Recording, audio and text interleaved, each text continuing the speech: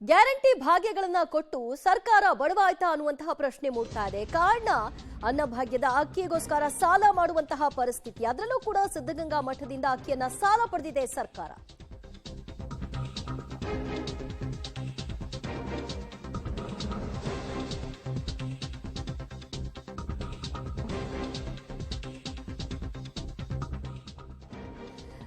ಸಹಜವಾಗಿ ಇಂತಹ ಪ್ರಶ್ನೆ ಮೂಡುತ್ತೆ. ಸಿದ್ಧಗಂಗಾ ಮಠದಿಂದ ಅಕ್ಕಿ ದಾಸ್ತಾನು ಸಾಲವನ್ನ ಪಡ್ಕೊಂಡಿದೆ ಸರ್ಕಾರ. ಸುಮಾರು 500 ಚೀಲ ಅಕ್ಕಿಯನ್ನ ಸಾಲವಾಗಿ ಪಡೆದಿದೆ.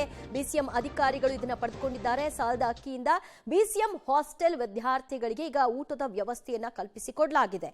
ಸಿದ್ಧಗಂಗಾ ಮಠದಿಂದ ಅಕ್ಕಿಯನ್ನ ಸಾಲ ಪಡೆದು ಬಿಸಿಎಂ ಹಾಸ್ಟೆಲ್ಗಳಿಗೆ ಪೂರೈಕೆ ಮಾಡಲಾಗಿರುವಂತದ್ದು. ಸುಮಾರು 500 ಚೀಲ ಅಕ್ಕಿಯನ್ನ ಸಾಲದ ರೂಪದಲ್ಲಿ ಪಡ್ಕೊಳ್ಳಲಾಗಿದೆ. ಯಾಕೆ ಬಡವಾಗ್ತಾ ಇದೆಯಾ ಸರ್ಕಾರ? ಗ್ಯಾರಂಟಿ ಭಾಗ್ಯಗಳನ್ನ ಈಗಲೇ ನೀವು ಸಾಲ ಪಡ್ಕೊಂಡು ಪೂರೈಕೆ ಮಾಡುವಂತಹ ಅನಿವಾರ್ಯ ಪರಿಸ್ಥಿತಿಗೆ ಹೋಗ್ತಾ ಇದ್ದೀರಿ ಅನ್ನೋದಾದ್ರೆ ಮುಂದಿನ ದಿನಗಳಲ್ಲಿ ಹೇಗೆ ಈ ಒಂದು ಅಕ್ಕಿಯನ್ನಾಗ್ಲಿ ಮತ್ತೊಂದಾಗ್ಲಿ ನೀವು ಜನರಿಗೆ ತಲುಪಿಸಲಿಕ್ಕೆ ಸಾಧ್ಯ ಆಗುತ್ತೆ?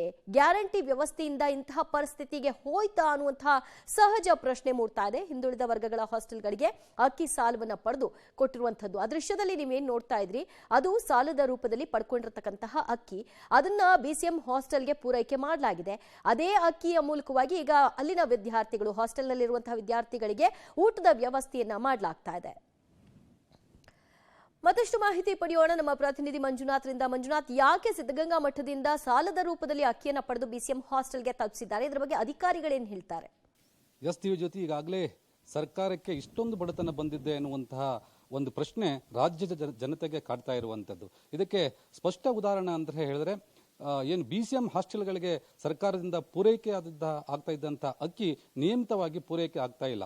ಅದಕ್ಕೆ ಕಾರಣ ಸರ್ಕಾರದಿಂದ ಅನುದಾನ ಬಂದಿಲ್ಲ ಎನ್ನುವಂತಹ ಒಂದು ಮಾತನ್ನ ಅಧಿಕಾರಿಗಳು ಹೇಳ್ತಾ ಇರುವಂತದ್ದು. ಸೊ ಈ ಒಂದು ದೆಸೆಯಿಂದಾಗಿ ತುಮಕೂರಿನ ಸಿದ್ಧಗಂಗಾ ಮಠದಿಂದ ಬಿಸಿಎಂ ಹಾಸ್ಟೆಲ್ನ ಅಧಿಕಾರಿಗಳು ಸುಮಾರು 500ಕ್ಕೂ ಹೆಚ್ಚು ಚೀಲ ಅಕ್ಕಿಯನ್ನ ದಾಸ್ತಾನು ಪಡೆದುಕೊಂಡಿರುವಂತಹ ಅದರಿಂದ ಈಗ ವಿದ್ಯಾರ್ಥಿಗಳಿಗೆ ಊಟ ಬಡಿಸ್ತಾ ಇದ್ದಾರೆ. ಅಂದ್ರೆ ಅಷ್ಟು ಮಟ್ಟಿಗೆ ಬಡತನ ಬಂತ ಸರ್ಕಾರಕ್ಕೆ ಅನ್ನುವಂಥ ಪ್ರಶ್ನೆ ಈಗ ನಮ್ಮಲ್ಲಿ ಮೂಡ್ತಾ ಇರುವಂತದ್ದು. ಇದು ಕೇವಲ ನಿನ್ನೆ ಮೊನ್ನೆದಲ್ಲ, ಕಳೆದ 3-4 ತಿಂಗಳಿಂದ ನಿರಂತರವಾಗಿ ಸಿದ್ಧಗಂಗಾ ಮಠದಿಂದ ಅಂದ್ರೆ ಎಲ್ಲಾ ತುಮಕೂರು ಜಿಲ್ಲೆಯಲ್ಲಿ ಇರುವಂತಹ ಬಿಸಿಎಂ ಹಾಸ್ಟೆಲ್ ಸೇರಿದಂತೆ ತುಮಕೂರು ನಗರದಲ್ಲಿ ಇರುವಂತಹ ಹಾಸ್ಟೆಲ್ಗಳು ಕೂಡ ಅಕ್ಕಿ ಸಿದ್ಧಗಂಗಾ ಮಠದಿಂದ ಪೂರೈಕೆ ಆಗ್ತಾ ಇದೆ ಅನ್ನುವಂಥ ಮಾಹಿತಿ ನಮಗೆ ಲಭ್ಯವಾಗಿರುವಂತದ್ದು.